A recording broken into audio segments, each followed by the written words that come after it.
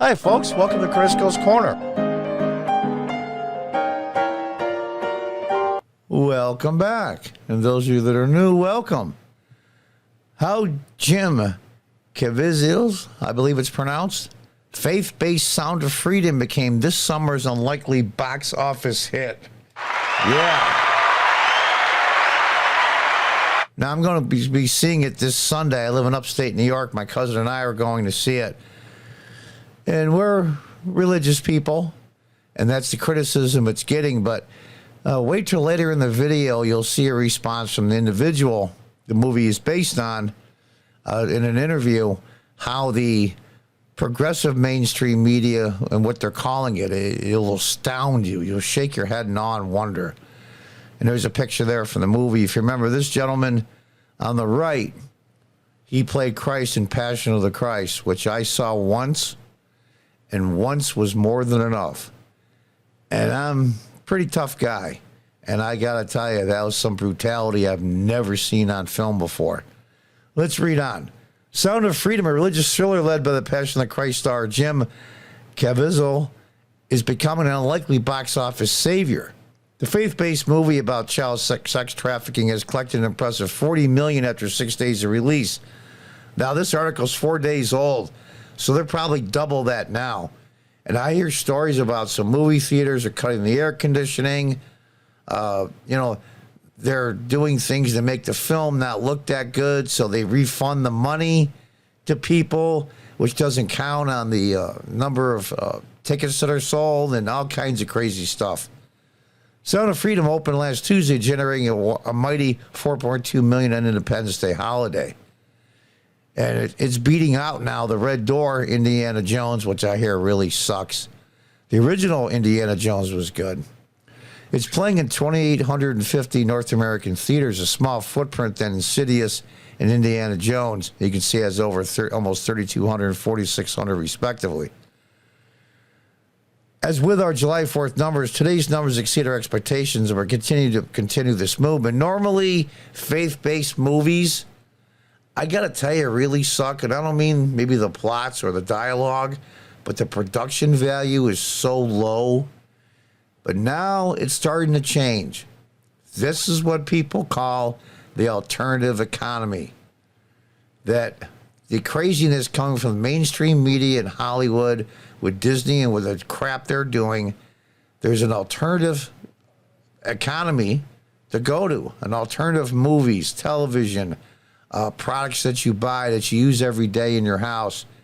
There's alternatives now to these companies that didn't care about conservative people and did crazy, wacky, progressive stuff, knowing that the independent people won't be offended. They'll still buy our products, and we can appease the people on the left that are crazy that will go after us if we don't go along with them. And that's changing, and I think that's great.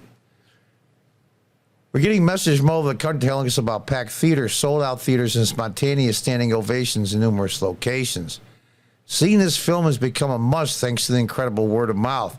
And that's the internet, folks. Now, I'm be 67 this November, so most of my adult life I had without internet and social media. This would never have taken off in a pre-internet day. Believe me, it wouldn't have. Hollywood rarely backs films that are geared toward this particular demographic, meaning religious and conservative people. But when they do, it's a sector that has proven to reliably turn out in force. A similar crowd helped to propel the low-budget Jesus Revolution to $53 million. Now, I've seen part of Jesus Revolution. I have to watch the rest of it. Sound of Freedom looks to eclipse those box office returns in a matter of days, as long as momentum sustains during the week, which it is. As we speak, I believe it's double. We're close to 80 million now.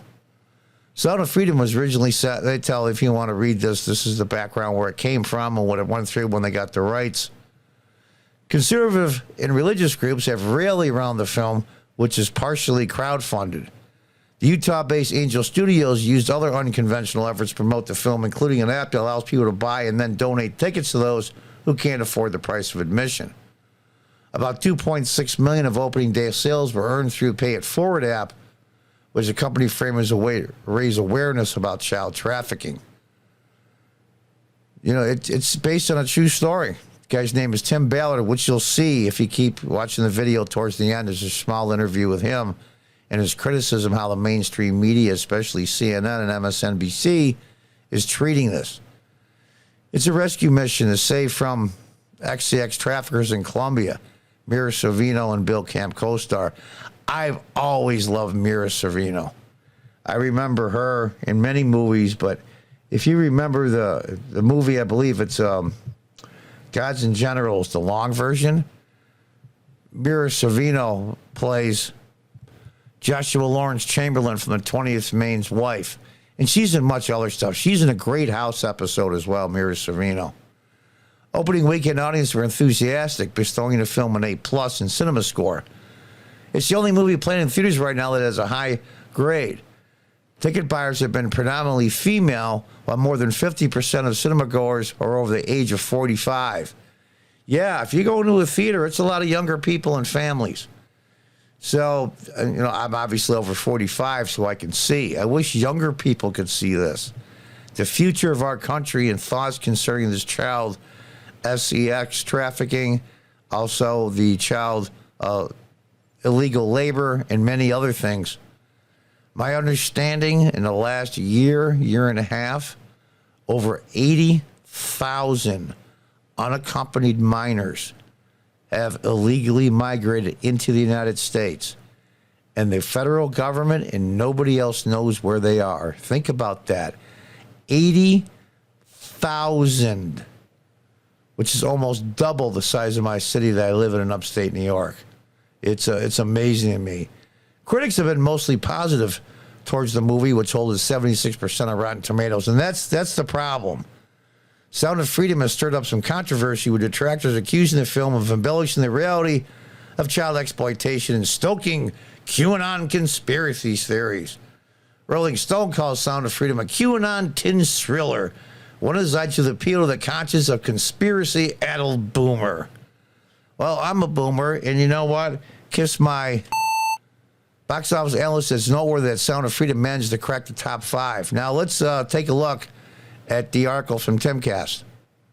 Man who inspired Sound of Freedom responds to critics calling the film QAnon. This is the individual that actually did go to Colombia and did rescue over 120 minors. It's embarrassing and quite grotesque, and there's the individual there.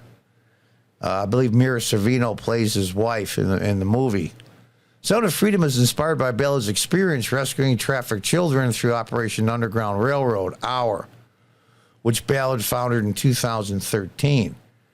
This all was done before Trump, before QAnon, before any of the stuff these people say. It's amazing. And it hit the national news, and they praised the guy. And all of a sudden now, this guy is some kind of conspiracy theorist nuts, and people are blowing this out of proportion about minors unaccompanied around the world. It's disgusting and despicable.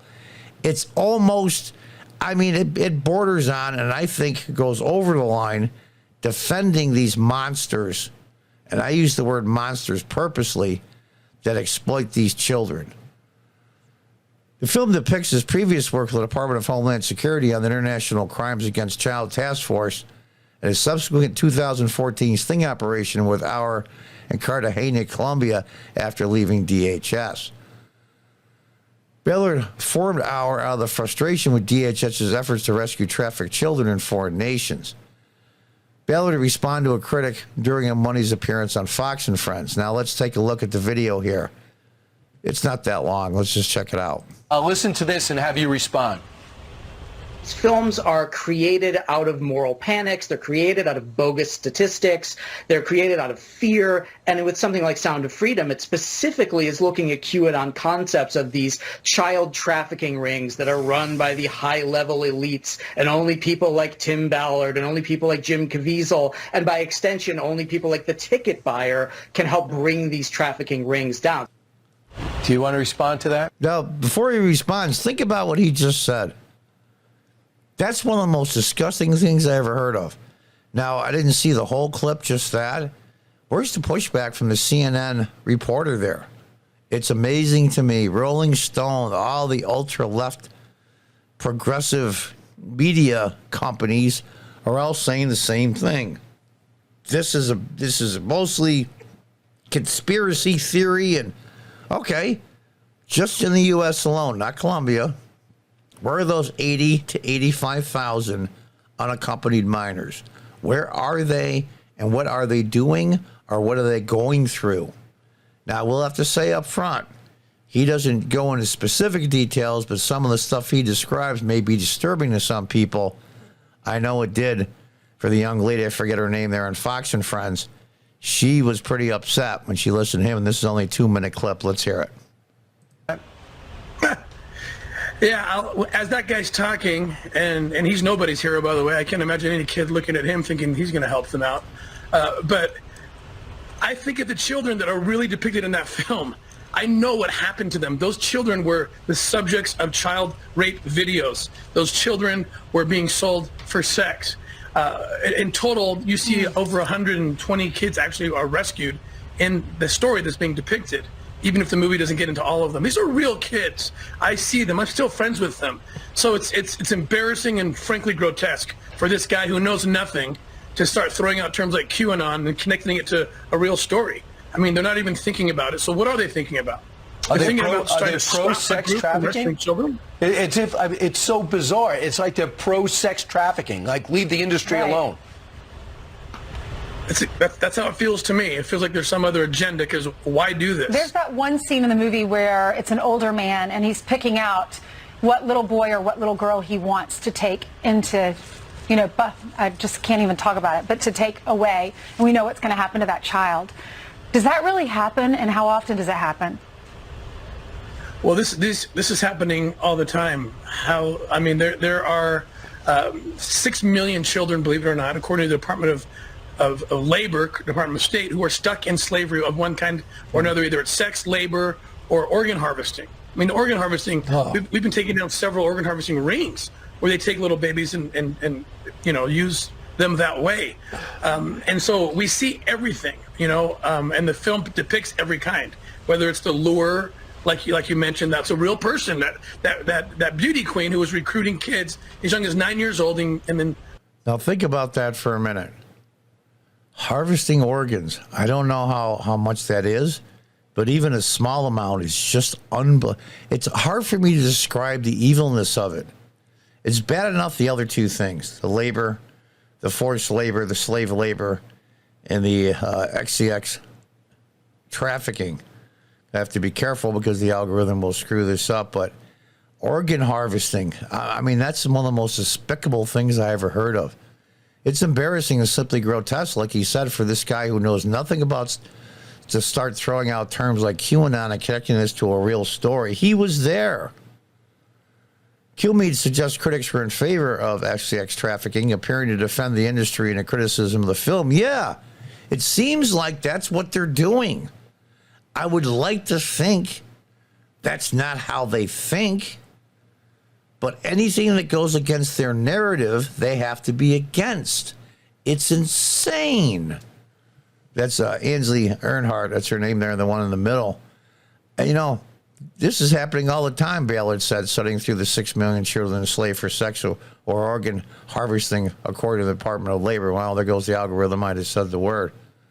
We've been taking down several organ harvesting rings where they take little babies and use them that way. I can't think of a more evil thing to do than that. I mean, that's even worse than the XCX stuff. I just don't get it.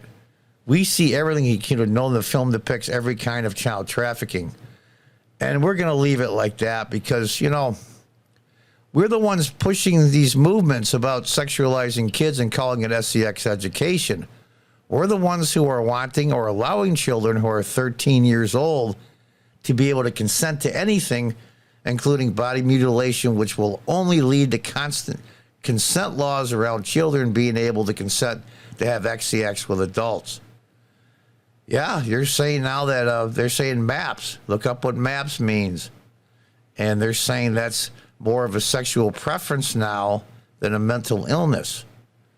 We're a country that allows in the last 2 years 85,000 unaccompanied minors to come to our border, and then let them in without any vetting, no background check, and then what do you think is happening in the economy of, and you can read the last word there, I'll just highlight it because that will definitely screw up the algorithm. Well, there it is, folks. Now, I'm going to be seeing it this Sunday. Now, I'll probably do a review on it as well. It's going to be heart-wrenching, I know. There's a lot of movies out there that are heart-wrenching. Like I said, I saw Passion of the Christ, which is the same lead actor. And I've seen some stuff before. I'm a pretty tough guy. But I have to say the Passion of the Christ was one of the most brutal things I've ever seen. I'll never watch it again. But I felt compelled to watch it, not just as a religious person and a Christian, but just as a lover of good movies. And that may be too real. We're going to see. I'm going to see, like I said, The Sound of Freedom this Sunday.